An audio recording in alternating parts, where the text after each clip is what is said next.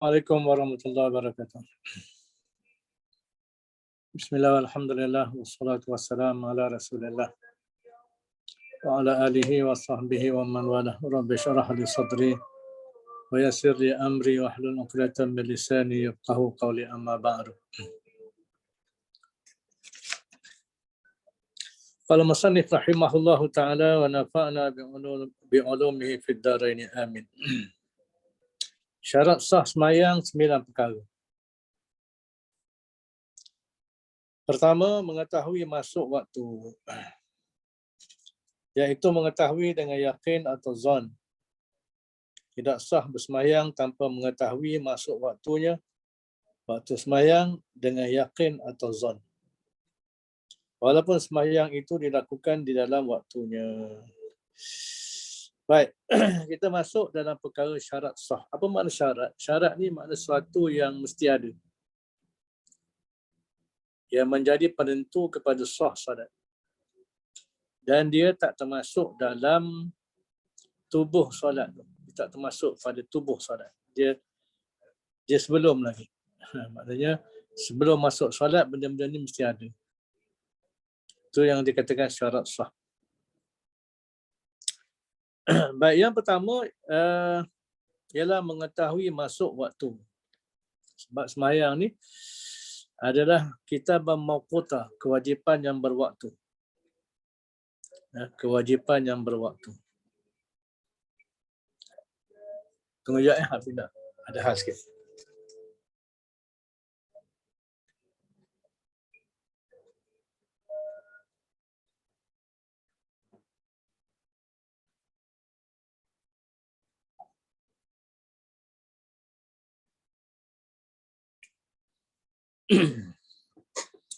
Maknanya sembahyang ni dia tidak akan sah kalaulah tidak dilakukan dalam waktunya.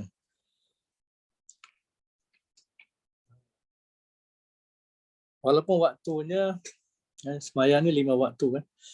Yang asalnya 50 waktu. Kalaulah 50 waktu teruk juga kita kan. 50 waktu bagi dengan 24 jam sehari semalam, maknanya lebih kurang 2 jam sekali kena sembahyang. Baru bangun tidur sembahyang, lepas tu 2 jam, baru lepas sarapan kena sembahyang lagi. Baru ikut lecture 1-2 dah kena sembahyang balik. Sampai 50 waktu, bayangkan. Jadi mengetahui masuk waktu. Sebab itulah maknanya bila kita nak mengerjakan sembahyang ni, kita kena ambil berat tentang waktu sembahyang. Sebab itulah sembahyang yang paling afdal ialah sembahyang, ada hadis menyebut fi awwali waqtiha. Ada yang menyebut pada awal waktunya. Maknanya bila nak dapat awal waktu, berarti kita kena tahulah waktunya. Sebab itulah orang yang istimewa, orang beriman yang istimewa ialah orang yang ambil berat tentang waktu sembahyang. Jadi orang yang ambil berat tentang waktu sembahyang ni ialah orang yang memelihara waktu sembahyang. Dan orang yang memelihara waktu sembahyang ni lah orang-orang yang termasuk golongan yang dikatakan warajulun mu'allaqun qalbuhu fil masajid. Di antara 7 golongan yang mendapat perlindungan Allah di akhirat nanti, di hari yang tidak ada la zilla illa zillu, hari yang tidak ada perlindungan melainkan perlindungan Allah, ialah seorang lelaki yang dikatakan hati dia bergantung pada masjid. Maksud bergantung hati pada masjid ni bukannya duduk siang malam kat masjid. Hati dia bergantung kat masjid. Masjid ni kan, yang nama masjid kan tempat sujud. Perkataan masjid tu ialah tempat sujud. Berarti orang yang hati dia bergantung pada masjid ni ialah orang yang hati dia sentiasa mengintai-ngintai waktu sembahyang. Sebab dia nak pergi sembahyang. Bila sebut masjid ni, orang tak fikir lain lah. Orang akan fikir sembahyang. Orang tak fikir nak main ke, nak main bola ke kat masjid. Orang tak fikir untuk mancing ke kat masjid kan. Main badminton kat masjid tak. Orang akan fikir masjid tempat sembahyang. Jadi orang yang hati dia bergantung pada masjid lah, orang hati dia sentiasa mengintai-intai waktu semayang sebab dia nak kejarkan awal waktu. Kita benda ni bunyi macam senang tapi sebenarnya susah. Susah nak dapat semayang awal waktu ni. Sebab orang yang nak semayang awal waktu ialah orang yang hati dia sentiasa alert dengan waktu semayang. Jadual waktu semayang tu mesti orang kata antara perkara yang dia tiap-tiap hari tengok lah. Subuh pukul apa, Zuhur pukul apa, Asar pukul apa, Maghrib pukul apa, Isyak pukul apa. Dan dia ambil berat tentang waktu, awal waktu. Masuk waktu pukul apa. Jadi ini sebenarnya dia mendidik kita. Orang yang menjaga waktu semayang sebenarnya dia diajar, dia didisiplinkan tentang rutin hidup berdasarkan time management yang baik. Time management, pengurusan masa yang baik. Sebab itulah seorang yang beriman dalam Al-Quran disebut tentang sifat orang beriman ialah disebut tentang sebagai orang yang mendirikan sembahyang, orang yang memelihara sembahyang, orang yang khusyuk sembahyang. Maknanya orang yang dia jaga masa. Dia ambil berat tentang masa waktu sembahyang. Bukan jenis orang yang tiba-tiba dah hujung waktu sembahyang. Tiba-tiba terkejut dengan azan, dah masuk maknanya dia tak aturkan waktu dia. Jadi percayalah orang yang mengaturkan hidup dia dengan waktu sembahyang, bukan sembahyang ikut waktu dia. Dia aturkan sembahyang, dia aturkan hidup dia dengan waktu sembahyang. Inilah orang-orang yang istimewa lah. Sebab dia meletakkan sembahyang tu lebih utama daripada yang lain. Dia tak mahu hidup dia mengganggu hubungan dia dengan Allah. Jadi mengetahui waktu sembahyang itu dengan yakin ataupun zon. Yakin ni maknanya contohnya kita betul-betul yakinlah dengan waktu sembahyang ni. Bukan senang sebenarnya nak yakin dengan waktu sembahyang ni. Sebab waktu sembahyang ni dia bergantung kepada, contohnya kalau waktu subuh bergantung pada fajar kan. Bila fajar menyingsing. Fajar ni ialah cahaya matahari kan. Fajar pula ada dua jenis, fajar kazib, fajar yang dusta dengan fajar yang sadiq, yang benar. Dan fajar bergantung kepada pusingan putaran bumi, bergantung kepada matahari, bergantung kepada macam-macam. Walaupun sebab itulah maknanya adanya ilmu falak untuk kajian benda ni kan. Itu pun kalau yakin pun yakin berdasarkan ilmu je, ilmu yakin je, ilmu falak lah. Sebab itulah diletakkan dalam segi fiqh ni menerima tentang zon. Maknanya fiqh menerima zon. Zon ni maknanya sangkaan yang kuat. 80% yakin, 80% yakin perkara itu, maka itu dikatakan sangkaan yang kuat. Dan fiqh menerima. Sebab bukan senang kita nak menentukan waktu sembahyang betul-betul orang kata on time dengan, bukan senang.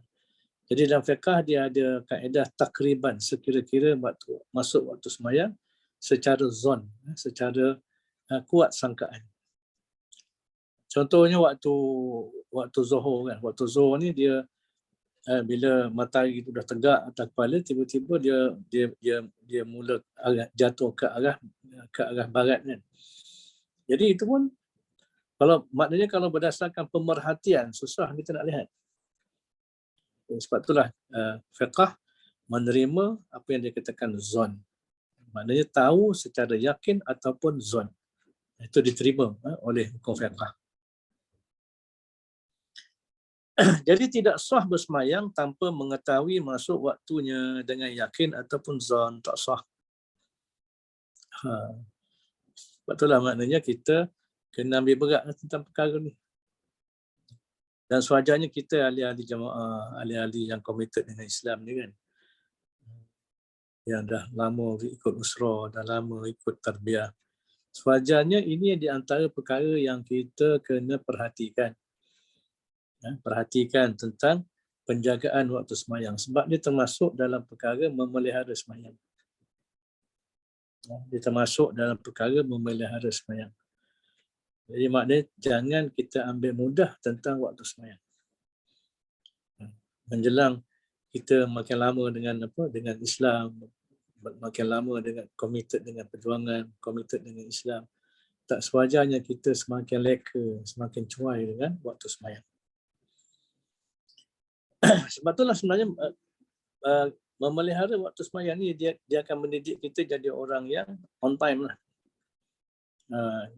Datang mesyuarat on time, datang usrah on time, disiplin kita dalam, kalau kita tempat kita bekerja pun kita telah membiasakan diri kita dengan on time sebab kita dah diajar dengan waktu sembahyang. Jadi tidak sah bersembahyang tanpa mengetahui masuk waktunya dengan yakin atau zon walaupun sembahyang itu dilakukan dalam waktunya. Contohnya kita tak yakin kita dah masuk waktu ke belum dia. Tak yakin dan tidak ada zon. Tiba kita sembahyang je. Kita lantaklah sembahyang je lah. Tiba-tiba maka sembahyang itu tak sah sebab kita tak yakin ataupun zon. Kita hanya main sembahyang je. Walaupun ketika itu sebenarnya waktu sembahyang dah masuk dah. Ketika itu waktu sembahyang dah masuk. Okay. Jadi oleh kerana itulah dalam nak memelihara waktu sembahyang ni, yang terbaik ialah kita sembahyang berjemaah di masjid. Sembahyang di masjid, di surau. Maknanya kita ajar, kita asuh, kita didik, kita bimbing diri kita supaya fixkan diri kita, hidup kita dengan waktu sembahyang, iaitu dengan bersembahyang jemaah di masjid ataupun di surau ataupun di mana-mana lah yang ada jemaah. Bukan banyak, pun 5 waktu je, bukan 50 waktu.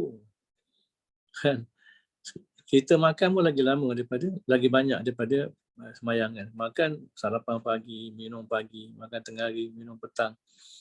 Makan malam, betul supper lagi 6 kali. Kadang 7-8 kali makan siang malam kan. Banding dengan sembahyang 5 waktu je. Maknanya 5 waktu ni kalau kita betul-betul terdidik, kita disiplinkan diri kita, kita akan jadi orang yang disiplin dalam hidup kita keseluruhan. Okey, jadi ambil beratlah tentang waktu sembahyang tersebut. Baik, yang kedua, iaitu kedua daripada syarat sah sembahyang yang 9 perkara itu ialah menghadap kiblat, yakni Kaabah. Jadi yang dimaksudkan menghadap kiblat ataupun Kaabah ni ialah dengan berhadap dada kita. Yang kita nak hadapkan ni ialah dada kita, bukan muka. Kalau muka menghadap kiblat, dada menghadap tempat lain pun tak dikira. Yang dimaksudkan menghadap kiblat ni ialah dada menghadap ke Baitullah. Dengan syaratnya kalau katakan kita berada di hadapan Kaabah, maka wajib dada kita ni betul-betul kena pada zat Kaabah. Contoh kalau kita pergi umrah ke pergi haji kan, maka kita sembahyang depan Kaabah, maka dada kita ni mesti kena pada zat Kaabah. Tak kira sama ada depan ke, duduk tepi ke, duduk sana ke, maknanya keliling Kaabah ke, mesti menghadap Kaabah, dada tu kena pada zat Kaabah dengan yakin. Dan bagi orang yang jauh maka kita diterima secara zon. Walaupun kita guna kompas ke guna apa, sebenarnya itu zon sebab apa, kita tak nampak Kaabah. Kita tak nampak Kaabah. Bila tak nampak Kaabah, maknanya secara zon ni lah. Walaupun kita ikut kompas tu walaupun kompas kadang menunjuk kiblat, menunjuk arah kiblat, tapi kita tak nampak zat Kaabah. Maka itu pun termasuk dalam yang dikatakan zon.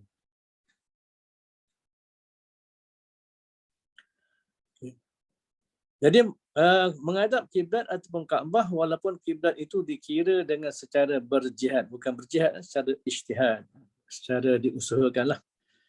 Maknanya kena ijtihad, kena berusaha untuk mencari arah kiblat. Contohnya kita pergi satu tempat, kita nak sembahyang. Maka nak sembahyang kena tahu arah kiblat. Apa cara kita nak tahu arah kiblat? Kalau kita sampai satu tempat tu, tak tahu arah kiblat. Aizat, macam mana kita nak tahu?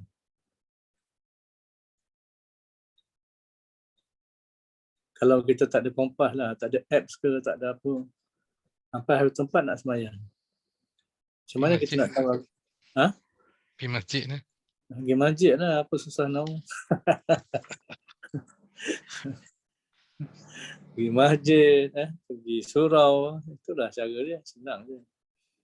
Aizat tak jawab, dia tidur ke dia? Jangan nak kenakan dia. Okey. Okey, katakanlah tak jumpa masjid, tak jumpa surau. Kita tanyalah orang kan, tanya orang. Tanya orang ni pun kadang-kadang kalau orang yang tak semayang, dia tak tahu dia kiblat. Dia terkejut bertanya, kiblat mana encik? Kiblat. Dia boleh cakap kiblat. Macam tercengang dengan perkataan kiblat ni. Itu pun masalah juga. Baik, katakanlah kita berada di tempat yang memang contoh hutan rimba ke, tempat-tempat yang tak ada masjid, tak ada orang dan sebagainya. Contoh kita biasa kan kita berrehla, kita bermukhayyam tengah hutan dan sebagainya kan, tengah laut, pulau dan sebagainya. Jadi macam mana kita nak tahu? Kita boleh tengok matahari lah. Matahari ataupun bulan ataupun bintang, itu antara petunjuk.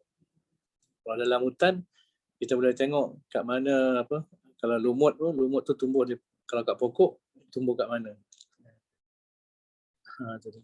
Biasanya lumut ni dia akan tumbuh menghadap kiblatnya. Menghadap matahari, bukan menghadap kiblat, menghadap matahari naik. Ataupun kalau kita di hutan, kalau lah setengah-setengah hutan lah kan. Setengah hutan kita katakan hutan tu di pantai barat, maka kalau kita malam, biasanya bayu darat ni datang daripada hutan arah ke pantai. Jadi kalau kita duduk kat hutan, nak tahu arah pantai mana, pantai barat, maka kita hidupkan mancis ke apa, tengok asap tu ke mana. Galibnya asap ni akan pergi ke arah pantai sebab bayu darat kan, bayu darat. Tapi kalau pantai timur lain lah, pantai timur dia ke timur lah. Jadi benda tu sebagai apa orang kata ijtihad dalam menentukan. Tapi ijtihad tu mesti secara ilmiah lah, secara ilmu lah, bukan main taram ni kan. Okay, katakanlah dah berijtihad tiba-tiba salah, maka tak perlu nak ulang sembahyang. Dah ijtihad dah cari dah betul-betul, tengok bintang lah, tengok bulan lah, tengok apa lah, macam-macam. Tiba-tiba salah juga, maka tak perlu ulang sembahyang. Okay.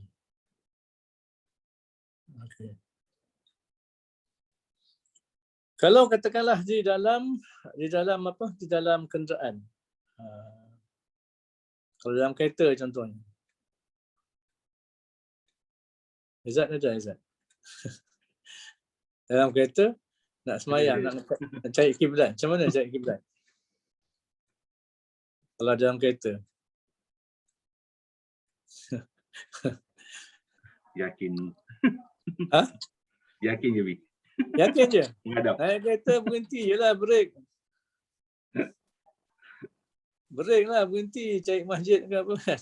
Cari R&R ke. Itu cara dia. Kalau kita kereta tak ada masalah, boleh berhenti. Naik kapal terbang je dah masalah. Dia yang susahnya naik contohnya kapal terbang, naik kereta api, naik kapal kan. Maka kena ijtihad jugalah. Katakanlah Abi dulu, ni setengah orang lah, dia nak pergi umrah, naik kapal terbang, arah ke tanah Arab kan. Jadi dia tak tahu kiblat mana. Nak sembahyang dalam kapal terbang ni, dia tak tahu arah kiblat. Dia nak pergi Arab Saudi ni, boleh ke dia jadi begitu? Makkah tu kat Arab Saudi lah. Dia naik kapal terbang ni bukan je corner kiri, corner kanan, keluar kiri, keluar kanan, masuk bawah tu naik, tak ada. Dia nak terbang straight je. Jadi ikutlah arah kiblat.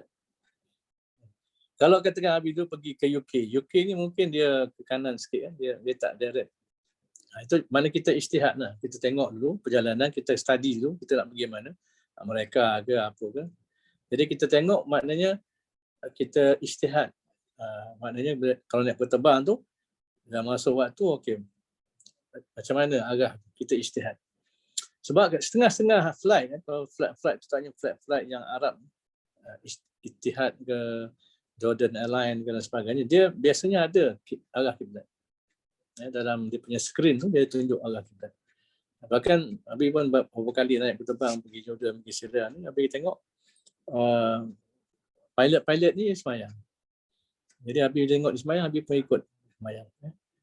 Sembahyang dalam dia dalam khutbah ni dia ada tempat-tempat yang boleh kita berdiri, sebab khutbah dia bukannya macam kereta api memang kuat gegar kan.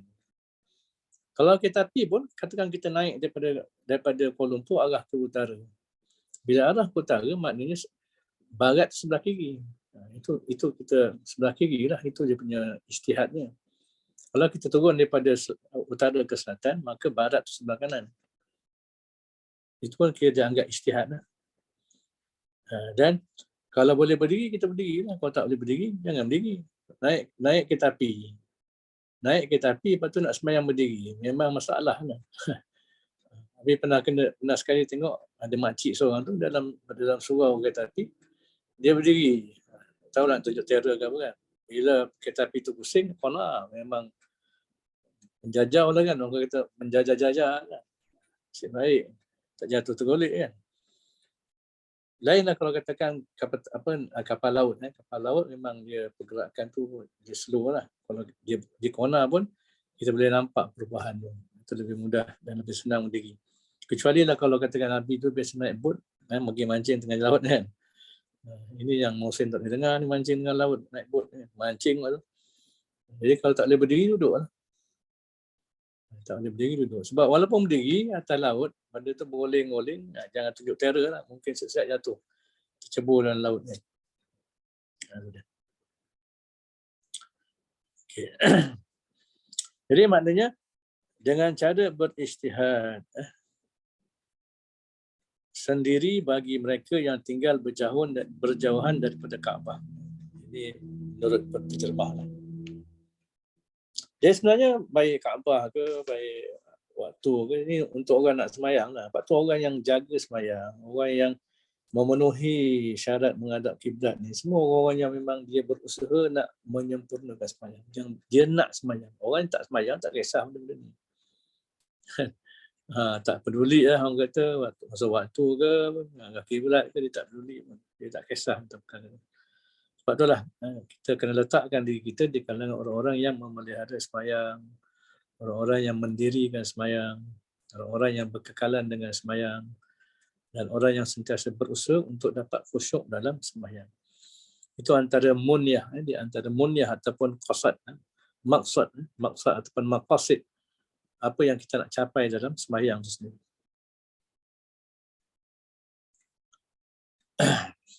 Kalau musannif rahimahullahu ta'ala, yang ketiga syarat sah sembahyang ialah menutup aurat. Bagi kaum lelaki dan hamba sahaya, perempuan ditutup auratnya antara pusat dan lutut. Bagi kaum lelaki dan hamba sahaya perempuan. Hamba sahaya ni hamba lah. Auratnya dalam sembahyang ialah antara pusat dan lutut.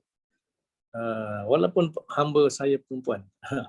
Maknanya kalau ditutup antara pusat lutut, dia sembahyang sah dah. Sebab dia kedudukannya sebagai hamba.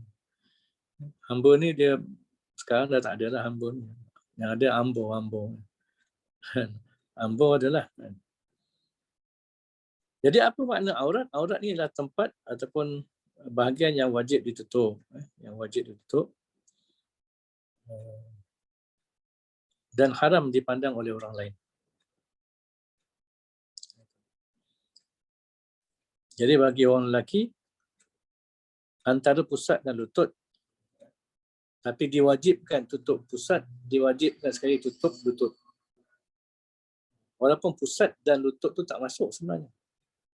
Tapi wajib tutup untuk mengelakkan daripada orang kata sebagai ihtiyat, jalan ihtiyat. Maknanya ihtiyat ni supaya penutupan aurat tu sempurna. Takut-takut kalau datang masjid pakai kain sal, orang Melaka kata kain sal, pakai kain tuala, sekadar tutup antara pusat dan lutut. Datang masjid sembahyang gitu kan, dia kata sah ni aurat orang lelaki. Tiba bila rokok, banyak benda yang ternampak kan. Bila sujud banyak benda yang ternampak. Itu yang kita kena elakkan. Jadi tutup aurat ni sama ada dengan kain yang tebal yang menghalang daripada nampak warna kulit. Menghalang daripada nampak warna kulit di bawah kain. Sebab ada setengah-setengah kadang setengah-setengah baju, setengah-setengah kamplekan, setengah-setengah jubah. Kalau kita pakai itu kita nampak warna kulit bawah baju. Kita nampak aib dia tu. Kalau ada jerawat ke, ada apa bawah kain tu nampak. Jadi itu dianggap nipis lah. Bila nipis, dia jarang, nipis dan jarang, maka dia tak menutup. Itu jika tak tutup, tak sah penutupan aurat. Kalau nak juga pakai, maka kena pakai pakaian dalam lah. Singlet ke, t-shirt ke. Untuk mengelak daripada nampak warna kulit tu sendiri. Okay. Manakala bagi kaum perempuan dan khunsa yang merdeka, khunsa yang merdeka, ditutup seluruh tubuhnya kecuali muka dan dua tapak tangan. Ini perempuan dan khunsa. Khunsa ni apa? Khunsa ni orang yang ada dua alat kelamin pada kecil lagi. Bukan dia operate yang operate tu transgender, LGBT kan. Ini yang memang dia lahir dia ada dua alat kelamin. Jadi khunsa ni dia beza khunsa dengan mukhannas. Mukhannas ni yang berpura-pura tu lah. Dia lelaki, pura-pura perempuan. Dia perempuan nak jadi lelaki. Yang itu mukhannas. Itu mukhannas nama dia. Khunsa ni dia ada dua alat kelamin. Lelaki pun ada, perempuan pun ada. Kalau atas lelaki, bawah dia ada perempuan. Itu dia. Daripada kecil lagi. Memang benda ni rare lah, susah nak jumpa. Dan khunsa ni pula ada dua jenis. Satu khunsa wadih, satu lagi khunsa mushkil. Wadih ni maknanya dia ada dua kelamin, tapi salah satu dia kuat. Salah satu dia kuat dan jelas. Maknanya katakan dia ada dua kelamin, maka contohnya alat kelamin lelaki dia kuat. Apa tanda kuat? Ulama bahasa tanda kuat maknanya kalau kencing tu dia lagi jauh lagi. Dia kencing lagi jauh. Itu tanda dia kuat. Maknanya tu wadih. Maknanya dia kena jadi lelaki. Itu wadih namanya. Muskil ni maknanya dua-dua kuat. Ini yang muskil ni. Dua-dua kuat. Jadi ini yang dikatakan sebagai khunsa. Khunsa.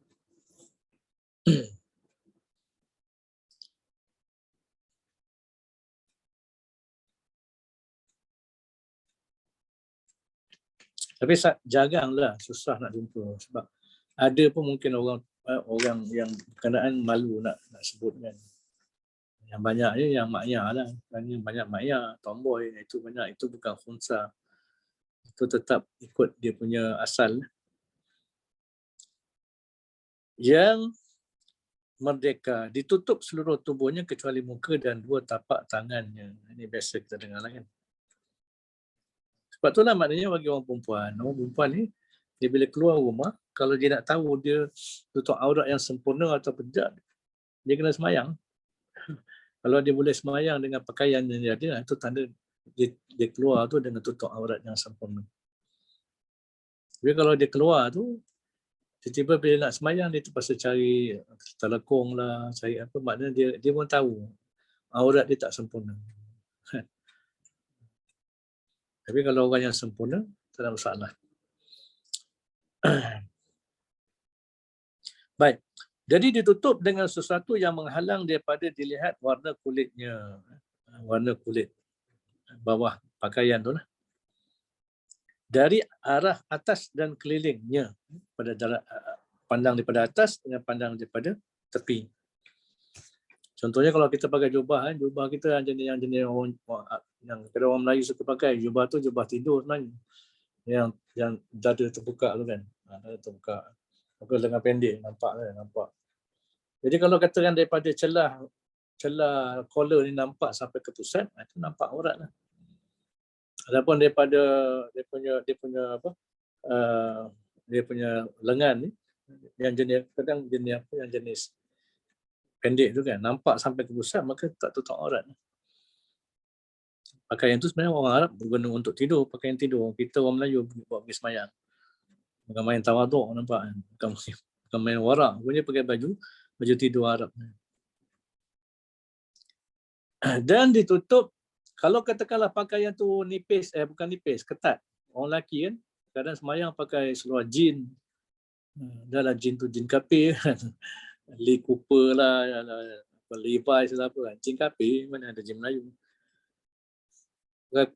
Ketat sangat sampai nampak apa susuk tubuh kan. Nampak orang kata bonggol-bonggol. Orang kata kadang aib lah, nampak aib. Sebenarnya kita ni bahagian kemaluan tu sampailah ke lutut itu bahagian yang aib sebenarnya. Itu yang kita disuruh macam kita pakai jubah. Pakai jubah ni sebenarnya bukan soal kita ikut Nabi pun. Sebab jubah Arab pun jubah berbeza-beza. Arab sekarang tengok Arab sekarang, Arab Saudi sekarang kan. Pakai jubah hari pergi konsert. Pakai jubah habis konsert, pergi konsert. Ni tengah musim konsert ni. Berapa puluh konsert sepanjang sebulan ni kan. Ingatkan dia buka boleh pergi umrah, boleh sembahyang dekat-dekat, ingat memang okeylah rupanya nak menghalalkan konsert. Nak menghalalkan konsert sebulan berpesta Arab Saudi sekarang. Sebab pakaian jubah ni dia memang pakaian Arab. Dan setiap Arab dia ada beza-beza. Jubah Oman lain, jubah Syria lain, jubah Jordan lain, jubah Arab Saudi lain, jubah Mesir lain kan. Jadi yang jubah Nabi yang macam mana kan. Jadi betul benda tu dia lebih pada sunnah jibiliah, sunnah yang maknanya jadi budaya Nabi itu sendiri. Jadi poin dia sebenarnya bukan jubah tu, poinnya ialah nutup aurat. Bila kita pakai jubah, maknanya kita tutup pakaian kita longgar, tak nampak susuk tubuh, kemudian bahagian bahagian kemaluan antara pusat dengan lutut tu memang nampak longgar, tak nampak bentuk tubuh dan sebagainya. Jadi kalau pakai kain, pakai seluar ketat, sama ada pakai jean ataupun pakai track bottom kan, semayang tapi pakai track bottom tu pakai sukan kan. Patutnya kalau pakai sukan ni bawa pergi sukan lah, tapi pergi semayang. Boleh, sah semayang tapi makruh. Sah semayang tapi makruh. Begitu juga orang perempuan katakan dia pakai kain ketat, tutup aurat, tutup semua, tapi maknanya dia pakai kain ketat. Kata itulah yang dia ada, dia semayang. Semayang dia sah tapi dia berdosa sebab dia punya penutupan aurat tu menyebabkan orang pandang nampak susuk tubuh dia dan sebagainya. Itu dosa lain lah. Tapi dari segi kalau semayang tu sah. Kalau lah menutup seluruh tubuh kecuali muka dan tapak tangan. Baik, ditutup dengan sesuatu yang menghalang daripada lihat warna kulitnya dari arah atas dan kelilingnya, tidak termasuk dari arah bawahnya. Contoh kita pakai plekat daripada bawah memang untuk dia nak kontrol lah. Susah lah kita nak kontrol kan, takkan nak. Jadi cuma di kalangan orang sufi lah, dia suka pakai seluar belah dalam tu kan, untuk mengelakkan ikut pandangan dia makruh lah. Kalau semayang, kita sujud, orang belakang nampak sampai ke peha kan. Dari segi sah memang sah semayang. Tapi orang nampak aurat kita. Orang nampak benda-benda yang aib di bawah kain. Itu dah masuk bab lain lah. Dari segi sah semayang, dia sah. Dan walaupun ditutup dengan melumurkan lumpur, nak tutup tak mesti dengan kain, boleh tutup dengan lumpur. Katakanlah kita masuk hutan sebagai baju koyak rabak apa kan, tak ada kain, tak semayang, maka ambil lumpur, tepek dekat aurat kita. Tepek sampai tak nampak kulit bahagian aurat tu, kita semayang, tak ada masalah. Guna daun ke, guna kulit ke, guna kertas ke apa, asalkan menutup dengan syarat yang tadi lah. Menghalang warna kulit, tutup daripada atas dan tepi, itu syarat-syaratnya. Jadi ini aurat dalam sembahyang. Aurat luar sembahyang rasanya semua dah jelas lah kan. Anak-anak Isra' ke, anak-anak Mi'raj semua jelas lah tentang aurat luar sembahyang. Sebab kadang kat kampung orang sibuk, orang kampung ni sibuk kalau sembahyang bukan main tutup, bukan main lapor kan. Tapi bila keluar masjid, melangkah je keluar masjid dah pakai kain kebaya dah. Dah lah kain kebaya, nampak main kebaya yang potong betis. Siap nampak betis, nampak kepala lutut. Itu masalah orang kita. Salah faham. Salah faham tentang aurat. Yang dia faham aurat ni tutup ketika semayang. Luar semayang dia bebas. Sebab apa? Pengaruh daripada pembaratan, pengaruh daripada fashion moden dan sebagainya. Okey, wallahu a'lam bishawab.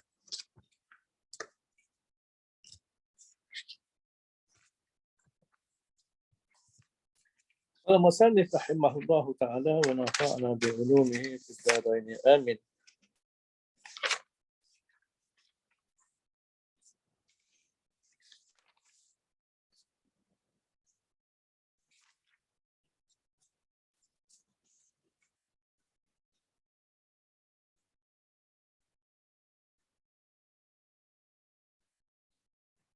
Bagaimana?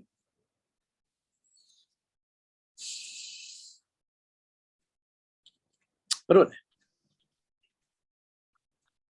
Telinga, Ustaz. Telinga? Ya. Oh, telinga lagi. Ayat dia kerana kebanyakan faedah penglihatan itu bangsa dunia dan kebanyakan faedah pendengaran itu bangsa akhirat. Habis kat situ. Baik, qala musannif rahimahullahu taala wa nafa'na bi 'ulumihi fid dharain amin. Kita ambil dari belakang sikitlah. Tak kena berhenti itu. Dan setengah daripada segala faedahnya hanya telinga.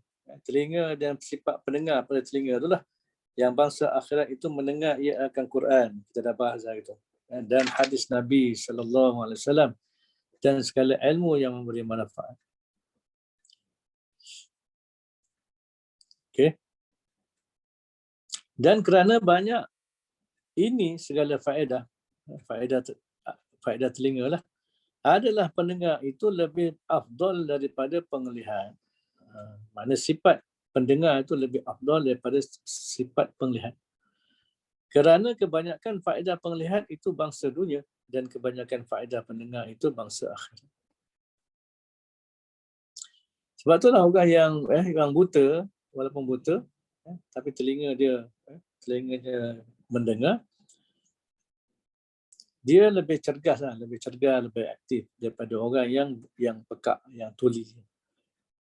Biasanya orang tuli ni, pekak ni dia akan sekali dengan bisu. Itu dia. Dan kerana itu mendapat engkau akan yang buta lebih sempurna daripada yang tuli. Yang kita tengok binatang ni lah, biawak kan. Biawak ni binatang tuli.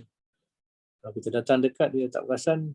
Bila kita nampak kita kan, orang kata mencanak-canak lari dia.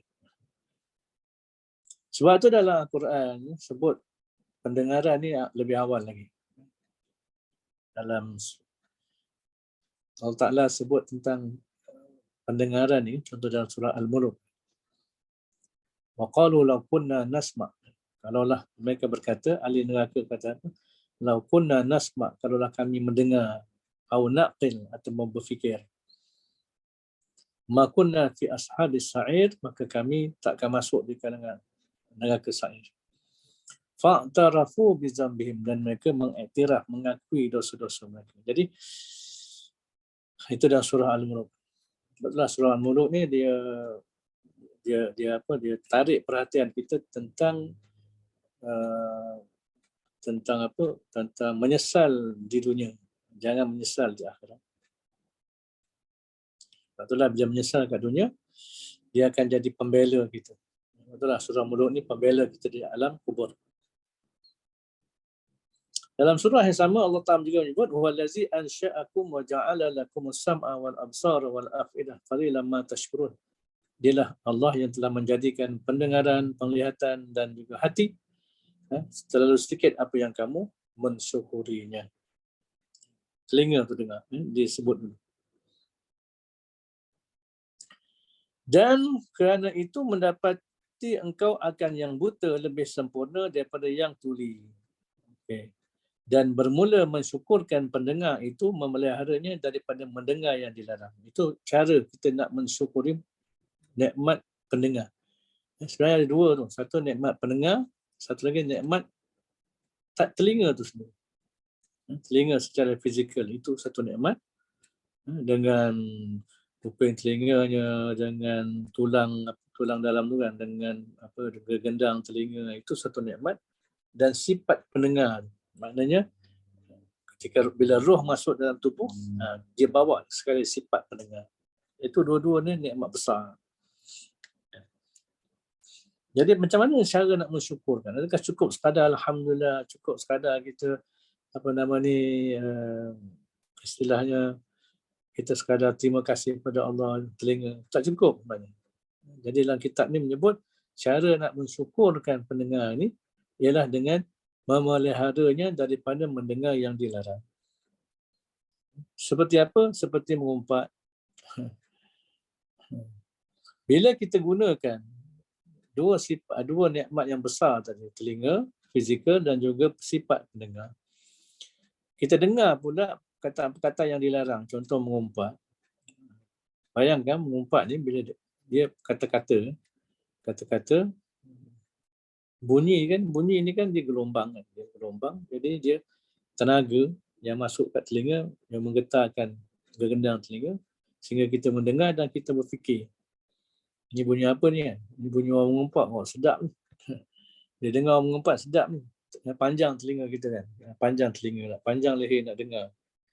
Jadi maknanya di situ berapa banyak nikmat Allah yang kita telah kufuri. Nikmat telinga, nikmat sifat pendengaran, nikmat bunyi, kemudian macam-macam lagi nikmat yang berkaitan dengan pendengaran. Semata-mata kerana kita dengar mengumpat. Kita tak mengumpat, kita dengar orang mengumpat. Maknanya kita telah gunakan nikmat Allah Ta'ala untuk buat maksiat. Kita telah menggunakan nikmat Allah untuk buat maksiat. Wala'iyahzubillah. Dan mengadu domba lah. Sini mengadu domba sebenarnya. Mengadu domba. Supaya orang bergaduh, supaya orang bermasam muka, supaya orang cemik muka, supaya orang tak bertegur sapa, supaya orang bermusuhan, benci-membenci, supaya orang boikot-memboikot, supaya orang ini dalam konteks dalam konteks akhlak itu sendirilah. Sebab kitab ni kitab tasawuf kan, kitab yang membicarakan tentang pembinaan peribadi dan juga hubungan kita dengan manusia. Walaupun mengumpat dan mengadu domba ni ada bahagian-bahagiannya yang diharuskan. Itu ada, kita tak bahas lagi lah. Ini basicnya, ini hukum basicnya ini.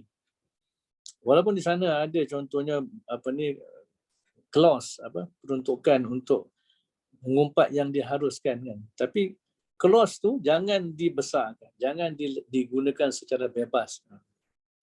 Dia boleh digunakan pada tempatnya itu sahaja. Sebab kadang orang guna benda-benda tu, ni umpat yang diharuskan sampai tahap akhirnya semua umpat jadi harus. Orang gunakan sewenang-wenang, itu salah lah.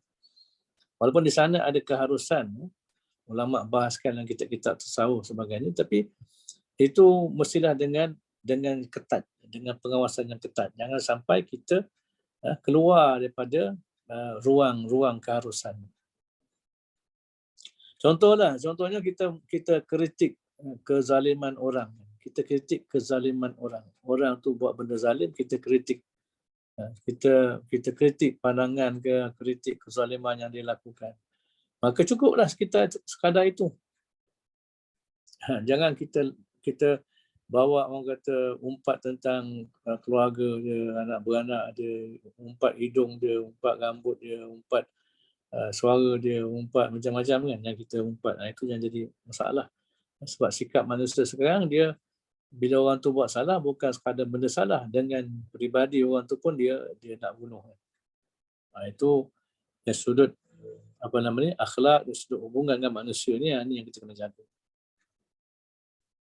Dan juga segala perkataan yang tiada baik seperti bid'ah dan berbantah-bantah. Bid'ah ni benda yang Nabi tak ajar lah. Nama Nabi, contohlah mudah. Apa contohnya? Paling mudah benda bid'ah ni. Contohnya orang kata semua agama ni baik. Nabi tak pernah ajar apa benda tu. Semua agama ni baik, semua agama serupa. Kalaulah agama ni semua serupa, buat apa Allah Ta'ala turunkan Nabi sampai 315 orang? Kalaulah agama ni serupa semua, kenapa Allah Ta'ala turunkan Nabi sampai 124,000 orang? Rasul 315 lah. Nabi 124,000. Punyalah banyak. Kalaulah maknanya agama ni semua serupa, kenapa Allah Ta'ala turunkan, utuskan Nabi SAW, wallazi arsala rasulahu bil huda wa dinil haq liyuzhirahu ala dini kullih wa karihal musyrikun. Kami utuskan seorang rasul bil huda dengan petunjuk, yakni Al-Quran, wa dinil haq, dan agama yang benar. Allah sebut ada agama yang benar, maknanya adalah agama yang tak benar. Agama ni kan cara hidup, agama ni kan agama. Din tu kan agama. Ada agama yang benar, ada agama yang tak benar. Dan Allah menyebut lagi liyuzhirahu ala dini kullih, untuk Nabi ini menzahirkan, memenangkan agama Islam ni, agama yang hak ni, atas agama keseluruhannya. Kalau tak, kenapa Allah Ta'ala turunkan Nabi 23 tahun daripada Mekah, 13 tahun sampai ke Madinah. Sedangkan pembesar Arab, sedangkan penduduk Arab, Mekah dah ada agama dah. Dah ada agama. Bahkan mereka berbangga agama mereka ialah agama Nabi Ibrahim, Nabi Ismail. Mereka dikatakan mendakwa mereka adalah pewaris yang menjaga Kaabah, menjaga tanah haram. Jadi sebab itulah kata-kata yang mengatakan agama ni semua sama, ini bid'ah lah, contoh bid'ah. Tapi kalaulah dia dihiasi, bid'ah ni benda yang dihiasi. Kataan bid'ah ni sesuatu yang dihiasi, dicantikkan. Orang sampai tahap boleh terima kan. Dan juga berbantah-bantah tanazuk. Boleh berbincang, boleh berbeza pandangan, tapi jangan sampai berbantah-bantah. Berbantah-bantah ni maknanya sampai tahap panas, orang kata bermasa muka, sampai jatuh-menjatuh, sampai membenci, sampai bermusuh-musuhan, bahkan boleh menjadi bertumbuk-tumbuk kan, dan sebagainya kan. Berlama-lama, bertahun-tahun tak tegur siapa. Ini yang diharamkan dalam Islam. Dan juga seperti mendengar suara perempuan dan muda belia, jika ditakuti daripadanya akan fitnah. Suara perempuan pada asalnya bukan aurat. Tapi yang takutnya ialah bila berlaku fitnah. Itu maksudnya. Suara perempuan kan sedap kan. Hatta dia kalau mengaji pun, ulama membahaskan kalau perempuan mengaji di hadapan orang ramai, paling tidak pun dia dihukumkan makruh. Dihukumkan makruh. Sebab orang perempuan suara dia lain lelaki. Suara lelaki lain. Orang perempuan ni dia ada suara dia yang intonasi tu memang, kalau kita dengar tu memang cair kan. Tambah orang perempuan yang dia kalau dalam bentuk urusan, contohnya orang kata business like, berurusan di sekolah, berurusan di pejabat, tak ada masalah. Dia yang masalahnya bila orang perempuan gunakan suara dia dilembut-lembutkan, direndah-rendahkan. Lepas tu Al-Quran menyebut wala takhda'na bil qaul. Jangan melembut-lembutkan, jangan melenggang-lenggokkan perkataan. Ini orang perempuan tak boleh. Mula-mula dipanggil tuan. Tuan. Lama panggil abang. Panggil abang lagi lembut. Bila panggil abang, panggil abel lagi cair lah kita orang lelaki. Itu yang tak boleh. Tengok orang perempuan berniaga dekat pasar Siti Khadijah. Dia panggil apa? Abel. Berhenti, tengok dulu. Tak beli dah. Apa dia kata? Orang berhenti ya. Jadi itu suara orang perempuan yang ditakuti akan menimbulkan fitnah. Lepas tu orang perempuan ni, dia datang fitnah ni macam-macam cara. Kadang bukan mesti orang kata berdua-duaan. Kalau beramai-ramai pun jadi fitnah. Beramai-ramai pun jadi fitnah. Kalau dah bertepuk bertampar, bergurau senda dan sebagainya, boleh jadi fitnah. Itu kena ingat. Tak payah beramai-ramai kalau telefon ke, kalau macam-macam fitnah. Mula-mula tengok orang kata pembaca pemberita nak dengar berita, dah lama renung kat pemberita perempuan tu. Cantik juga kata. Itu yang jadi fitnah. Benda-benda ni, fitnah ni dibalik pada nafsu kita. Dia menggalakkan nafsu tu dirangsang dengan syahwat dan sebagainya. Itu yang dikatakan fitnah. Dan juga model belia ni kalau kita yang biasa dulu apa boarding school asrama penuh ke asrama tak penuh kan, ni yang biasa kita kalau kat asrama ni orang kata amrat ni dia ni budak jambu lah. Budak-budak jambu ni yang cantik kan. Dia lelaki, dia bukan pondan ke apa tak, tapi dia jambu. Cantik, kulit bersih, putih. Itu yang suara dia tu kalaulah boleh menimbulkan fitnah pun dia termasuk dalam perkara yang terlarang untuk kita dengar, untuk kita rasa nikmat, merasai kesedapan suara. Okay. Dan juga seperti mendengar perkakas permainan yang diharamkan. Ini alat muzik lah yang diharamkan. Seperti serunai dan gendang. Dan jangan engkau tertipu disebabkan mereka yang menghalalkan akan mendengar umpama serunai itu kerana perkataannya itu menyalahi ia akan Quran dan hadis Nabi SAW. Ini topik perkakasan ataupun peralatan muzik satu hal. Muzik itu satu hal. Muzik yang disertai dengan nyanyian satu hal. Nyanyian tanpa muzik satu hal yang lain. Dia ada 4 hal. Jadi ulama bahas pun ni. Ada ulama yang syadid sangat. Syadid sungguh.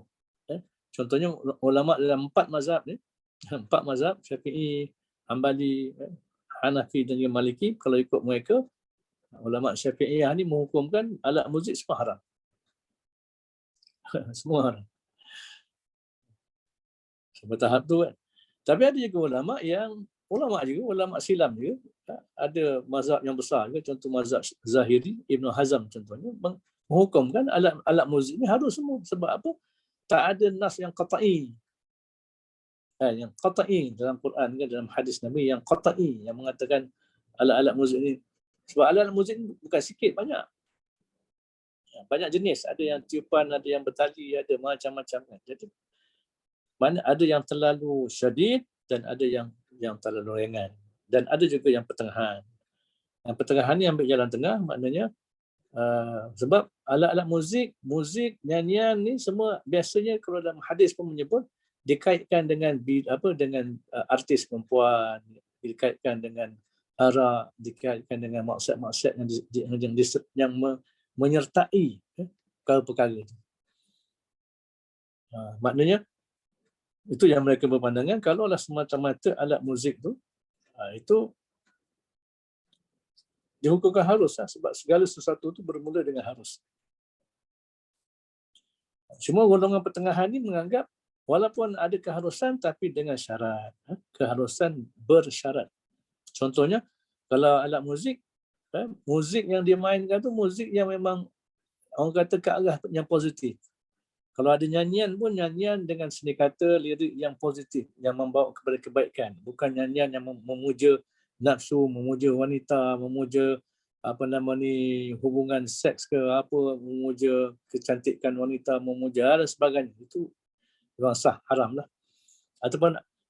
Ataupun muzik dan alat muzik yang digunakan disertai dengan contohnya artis wanita, suara-suara wanita yang dipertontonkan, wanita yang dipertonton, diperagakan tubuhnya, dan macam-macam lagi lah makna yang disertai. Itu memang jelas keharaman je lah. Padahal perkara ni kalau kita nak bahas panjang, kalau antum nak tahu benda ni secara nas-nasnya, buka boleh tengok pada website Mufti Wilayah, ada dia punya fatwa tu, kajian tentang muzik. Jadi maknanya kalaulah orang yang nak berpegang ada keharusan, maka orang lain tak boleh nak kata dia ni dia salah. Sebab ada juga hujah dalil. Cuma kita lihat pada pengarang kitab ni nampaknya dia di kalangan ulama yang syadid. Dia ada sebab juga ulama yang syadid ni, sebab bila muzik contohnya gitar, bila dah belajar main gitar, memang dia akan seronok, khayal, banyak masa digunakan untuk gitar, banyak masa digunakan untuk muzik, dalam bilik air pun menyanyi, dalam muzik, dalam kereta pun muzik, dalam handset pun muzik. Akhirnya mana Allah? Kat mana Allah dalam diri dia? Itu yang boleh bawa kepada kelalaian, kecuaian dan sebagainya. Itu adalah bahasan-bahasan ini. Okay. Kalau musannif rahimahullah ta'ala, maka lazimkan olehmu memelihara pandangan engkau daripada perkataan yang keji dan yang sia-sia. Wallahu a'lam bishawab. Kalau ada perbincangan sebenarnya.